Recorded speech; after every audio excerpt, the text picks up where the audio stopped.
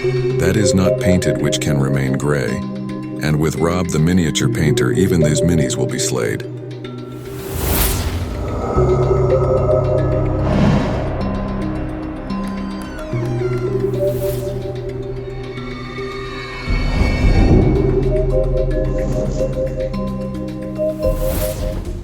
Today it's time to kiss a miniature from Cthulhu Death May Die, Fear of the Unknown. This is Dhole, that's right, or Dhole, or Dhole, whichever way you want to call him.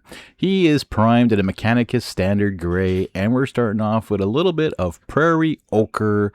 We're putting this on the, to me it almost looks like leaves growing out of this thing.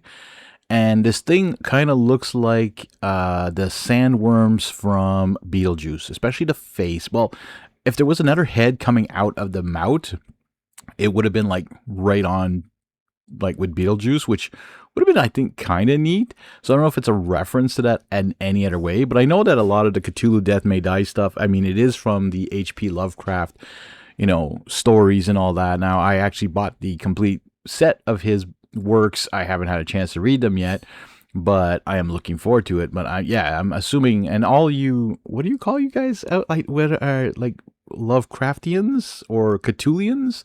If you know a lot of the stories behind the Cthulhu Death May Die miniatures, I'd love to hear, because I'm not the type to research it that much. All right, yeah. Next, we're going to cover up all the Mechanicus Standard Gray pretty much on this miniature with some webbing green, but my brush is quite wet. Webbing green is a historical paint, by the way. I believe it might be the American or the German. I don't even know anymore because I mixed them all up and I don't know which set is which now. But all I know is it's the historical paint. I'm sure that there's a dark paint green. As you can see, it is not at all the green that I thought it was going to be. This is very light compared to the picture of and on the bottle, but when you look at the paint, you're like, okay, yeah, this is quite light, but it does a job because I sort of wanted this grayish, greenish look. And by having my brush this wet, as you can see, it's pretty much just getting sort of like doing a glaze on the entire miniature. Next, we're going to do some Sacred Scarlet. I believe this is a Warpaints Fanatic. It might be a John Blanche one. I don't even know anymore because I have too many paints and I don't know which sets are from what.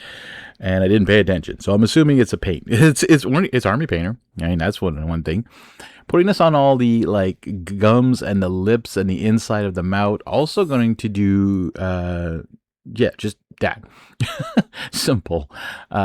This is going to really make the mouth pop, and you really want the attention, I find, to be on the mouth and the head of this guy, because this is where I find like the rest of the miniature is okay. I mean, it's there, but it looks like a giant squid, like, I don't know, an eel with algae on. That's what it's, algae. It looks like algae that's growing on it. Anyways, resplendent red for the tongue. Again, hoping a little bit darker.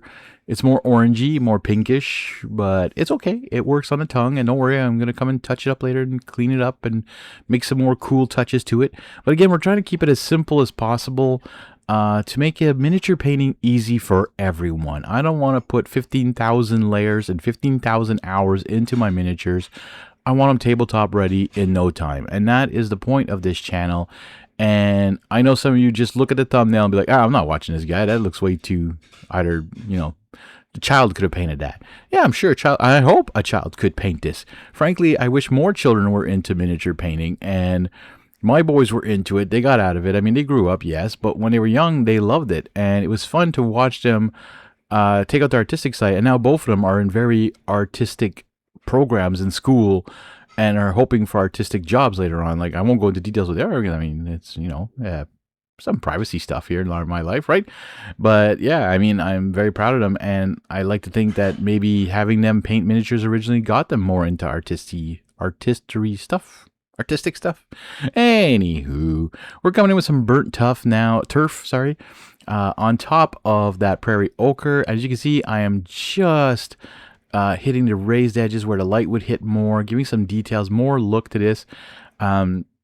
Don't forget, when you paint at first, it is lighter, and then as it dries, it gets mixed into your background paint, so it does take away some of that. You can always come back and give it a second shot after and just highlight again. But again, I'm trying to keep it as simple as possible. Just using my army painter. I believe this is I don't remember what, regiment brush, if I'm not mistaken, or is it the monster brush? I don't remember anymore the name of it. They have so many weird names for their brushes. It's a brush. It's an army painter brush. It's pretty cool. It's nice. This one came with the mega set that they sent me, so I was happy to get a new brush. I have tons of brushes, but I always like having some extra ones just so I don't go through them all too quickly, and I'm pretty rough on my brushes. Anyways, all right, some dry brushing now, some grotesque green. We're gonna be doing this on the scaly body. Yes, I do realize this should have been done before doing anything else, because I'm probably gonna hit some of the other stuff, but you know what, frankly, it doesn't matter. It's just gonna blend it all in and give it a nice little hue tone to it. And what I'm going to do after is going to be pretty cool too. It's going to be, you know, it's going to be super nice. It's going to look so cool. This thing just is going to, and I'm trying to follow artwork as much as possible. Moon petal now, to come back on top of the tongue, just to give it a little bit more oomph to it. And now we're really going to make this miniature pop with a kind of wash, but using a speed paint, mummified grime. This thing is a brownish green. It is pretty interesting. Adding a lot of speed paint medium. I'm talking about like probably a 3-to-1 ratio of speed paint medium to the speed paint. Just to make it like as if it was a wash. Now, there are some greenish washes out there. There's the military shade. There's the new one. I think it's hive root shade or something like that. That could work too, probably. But I just want to make sure, because speed paint, I know how it works when it comes to, you know, what it's supposed to be doing, like shading. So the next thing I'm using now is Aged Hide. Same thing again, lots of speed paint medium in there, just so that it flows into the recesses more and just makes those parts pop a little bit more. I'm even going to put this inside the mouth, but then on the tongue, I'm going to use a little bit of Slaughter Red. Oh no, I'm sorry, Slaughter Red. Every time I Naked Gun, when he says manslaughter, I just lose it.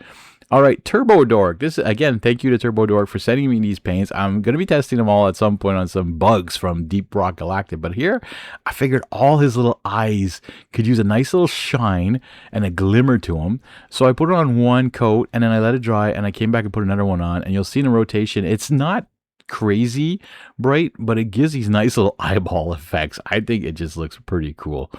Again, I want to thank my members for supporting me every month. Please today join if you want. I want to thank you guys so much for watching. Don't forget to like, comment, subscribe, hit that notification bell, and also remember to keep slaying the gray one miniature at a time.